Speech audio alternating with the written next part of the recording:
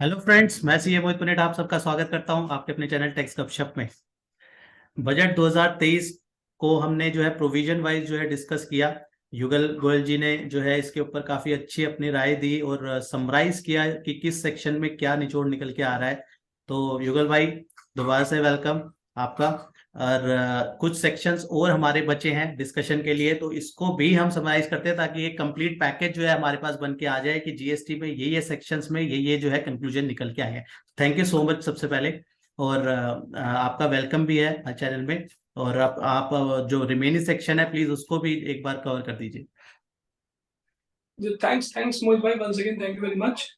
तो my dear friends, अब हम इस वीडियो के इस पार्ट में, जो कि हमारी budget series indirect tax proposals का आखिरी पार्ट होने वाला है, इसमें बच्चे कुछ पोर्शंस को कवर कर रहे हैं। पहला पोर्शन स्टडी में आ रहा है शेड्यूल 3। शेड्यूल 3 वो ट्रांजेक्शन डिफाइन है जो भी कभी सप्लाई नहीं माने जाते, not considered supply, transaction which are not considered supply, और उस पर कभी कोई जीएसटी पेबल नहीं होता। तो इसमें बहुत इंटरेस्टिंग आजकल जो आप लिटिगेशन देखेंगे, वो लिटिगेशन बहुत इंटरेस्टिंग पॉइंट्स पे आ रही है। जैसे कि मैं बात करूं कि कोई चीज एक गवर्नमेंट लेके आई कि भाई शेड्यूल, लाइक सपोज 1 फरवरी 2019 से वो चीज प्रोस्पेक्टिवली एप्लीकेबल होगी। ये गवर्नमेंट साइलेंट है, तो साइलेंट भी है तो प्रोस्पेक्टिव एप्लीकेशन लगती है। तो डिपार्टमेंट क्या कर रहा है कि आपके जुलाई 2017, जब से जीएसटी आया 1 जुलाई 2017 से लेकर के 31 जनवरी 2019 तक के एरिया के ऊपर आपसे टैक्स मांगता है। तो एग्जांपल के तौर पे अगर आप एग्रेसिव टैक्स पेयर है तो आप लिटिगेट करेंगे मैटर को लिटिगेट करेंगे। अगर आप ऑनेस्ट टैक्स पेयर नहीं है, आप सेटल करना चाहते हो, तो आप सेटल करके उसे वहीं के वहीं क्लोज भी कर देंगे। तो जिन लोगों का इश्यू पेंडिंग है कोर्ट ऑफ लॉ में, कहीं ना कहीं अपील में, एडजुडिकेशन में कहीं भी पेंडिंग है, उनके लिए जो मैं 2 पॉइंट्स बता रहा हूँ एप्लीकेबल रहेंगे। और उसको गवर्नमेंट ने अपने आप ही उस अमेंडमेंट को, बेसिकली हम कह सकते हैं अभी जो अमेंडमेंट 1 फरवरी 2019 से एप्लीकेबल थी, उसे 1 जुलाई 2017 से एप्लीकेबल कर दिया है। पॉइंट क्या है? Para number 7 of schedule 3 and para number 8 of schedule 3। Para 7 आपको बताता है आपने कोई गुड्स की सप्लाई कर दी from place in non taxable territory से दूसरे नॉन टैक्सेबल टेरिटरी में आपने गुड्स की सप्लाई कर दी, और वो गुड्स कभी इंडिया में आए ही नहीं। फॉर एग्जांपल, आपने यूएसए से कोई गुड्स खरीदने का ऑर्डर लिया, गुड्स खरीदना चाहा आपने, यूएसए से माल, यूएसए में आपका माल है, पोर्ट पर रखा हुआ है। अब आपको डील मिल जाती है दूसरी हांगकांग से या दुबई से, तो वो पोर्ट का माल यूएसए से सीधा हांगकांग पहुंच गया, बट यूएसए से आपने खरीदा और यूएसए से हांगकांग आपने बेचा, बट क्योंकि वो गुड्स कभी इंडिया नहीं आए, तो वो सप्लाई पैराग्राफ नंबर 7 में कवर हो जाएगी। इसी कड़ी में आगे है सेक्शन पैरा नंबर 8 ए की सप्लाई, कि अगर आपने वेयर हाउस गुड्स को क्लियरेंस टू होम कंजम्पशन से पहले भेज दिया। वेयर हाउस गुड्स क्या होता है? बेसिकली कस्टम्स के लॉ के अंदर कस्टम वेयर हाउसेस बने हुए हैं, कि जब आपने गुड्स इंपोर्ट कर लिए, इंपोर्ट करने के बाद वो गुड्स पोर्ट पर रखे हैं, पोर्ट पर रखने की एक जगह होती है जिसे बेसिकली कस्टम्स वेयर हाउस कहते हैं। जब तक हम गुड्स क्लियर नहीं कराया हमने होम कंजम्पशन, यानी कि अपने यूसेज के लिए हमने गुड्स को क्लियर नहीं कराया, कस्टम ड्यूटी हमने पे नहीं करी है, तो जब तक वो गुड्स वहां स्टोर है, वो कस्टम की प्रॉपर्टी है, कस्टम वेयर हाउस है बेसिकली वो।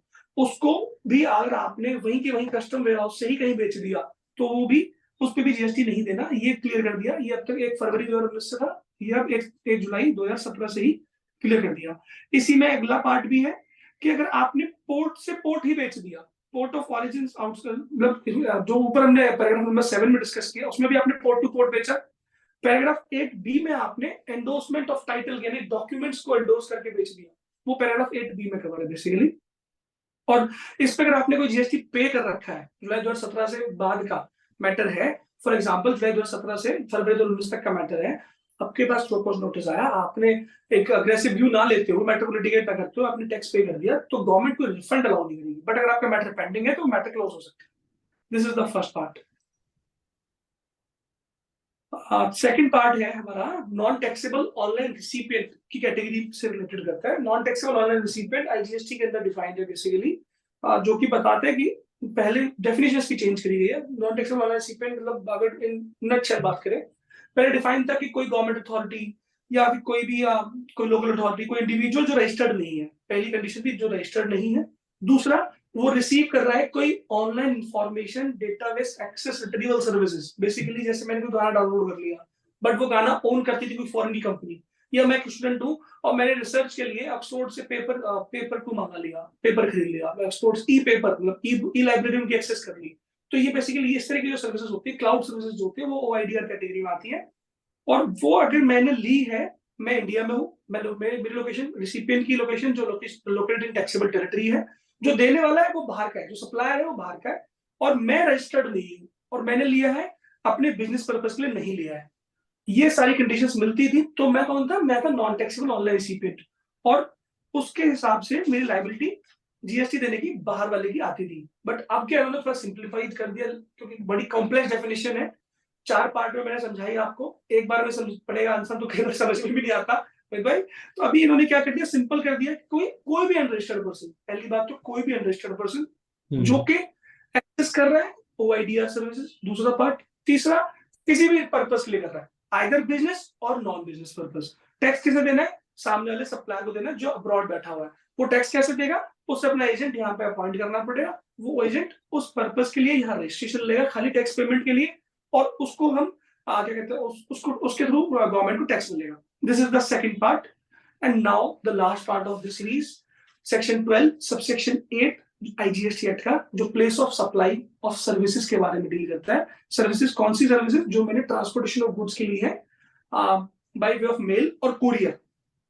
पहले मैं सेक्शन बता देता हूँ, जो इनिशियल सेक्शन अभी तक था वो ये था कि सेक्शन 12 बताता है कि मैंने कोई कुरियर सर्विस ली है, लेट सपोज मोहित भाई भी दिल्ली में और मैं भी दिल्ली में हूँ, और मैंने कहा जी मोहित भाई मेरा कुरियर वहाँ दुबई है, दुबई से आपने दिल्ली लेके आना है, और मोहित भाई लेट सपोज शिपिंग कंपनी है और मैं शिपिंग कंपनी का एक्सपोर्टर हूँ फॉर एग्जांपल, ठीक है मोहित भाई।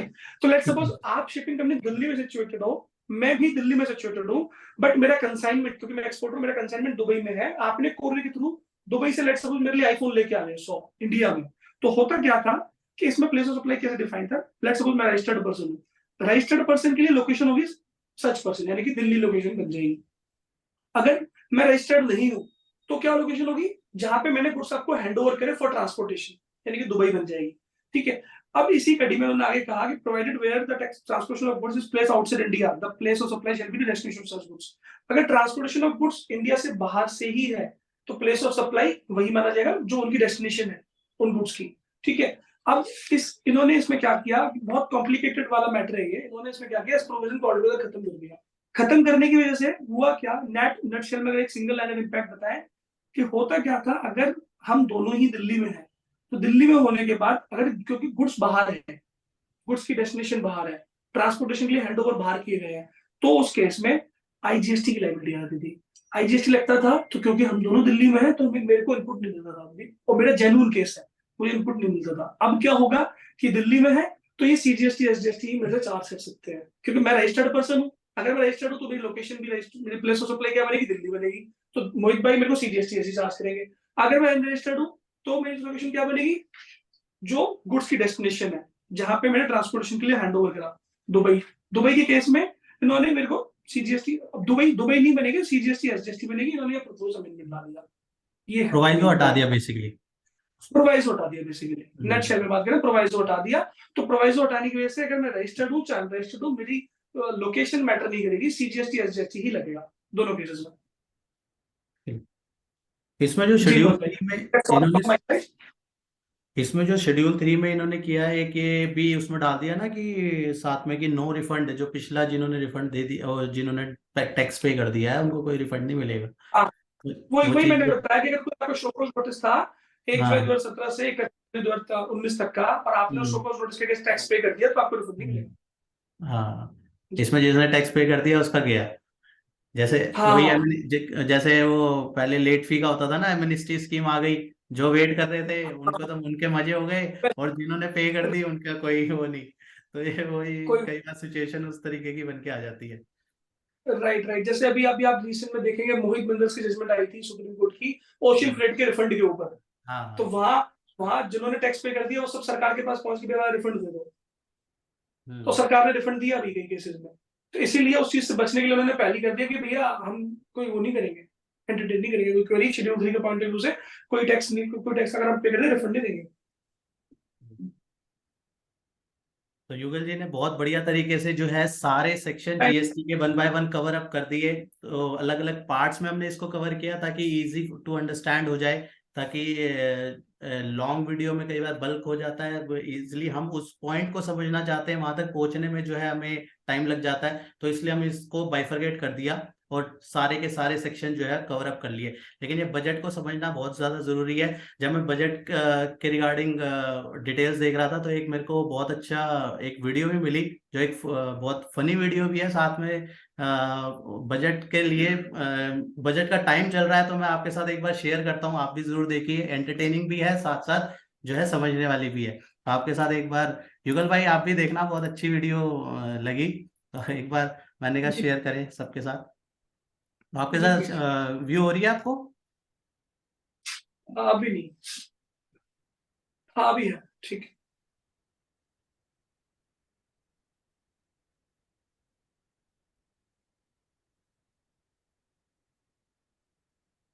आवाज नहीं है मोहित भाई, आवाज नहीं आ रही।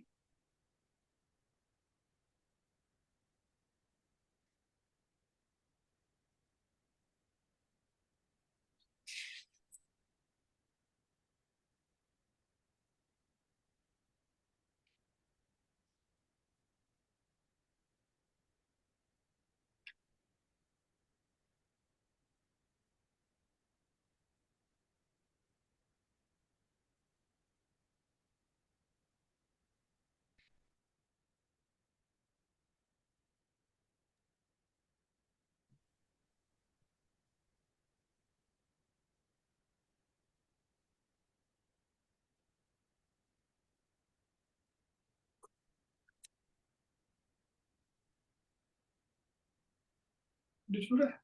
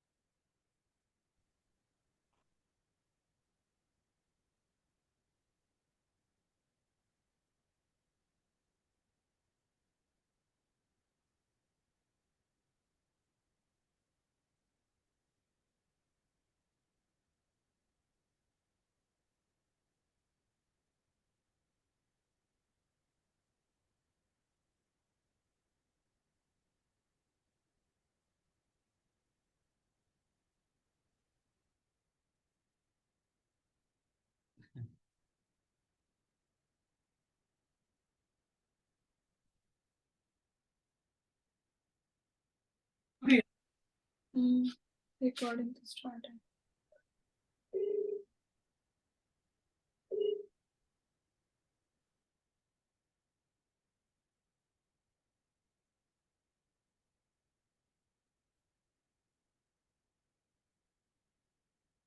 तो भाई इस वीडियो से ये निकल के आता है, बजट साथ साथ समझ लेना चाहिए, जितना देरी करेंगे उतनी ज्यादा जो है दिक्कत वाली बात हो जाती है। तो युगल भाई आपके साथ भी आपने भी वीडियो देखी होगी, तो इसलिए बढ़िया है, आपने जीएसटी के एक प्रोविजन जो है हमें समझा दिए और टाइमली हमने डिस्कस कर लिए। और सब बाकी लोग भी जो है इसको कवर अप कर लेंगे, ताकि फाइनेंशियल ईयर, अगले फाइनेंशियल ईयर के लिए हम पहले से प्रिपेयर हो जाएं। ऐसे ही हम इनकम टैक्स को भी कवर कर लेंगे। राइट, तो थैंक यू सो मच भाई अपने व्यू शेयर करने का हमारे प्लेटफॉर्म पे। Thank you so much. Thank you Mohit भाई, thanks a lot. Thanks once again.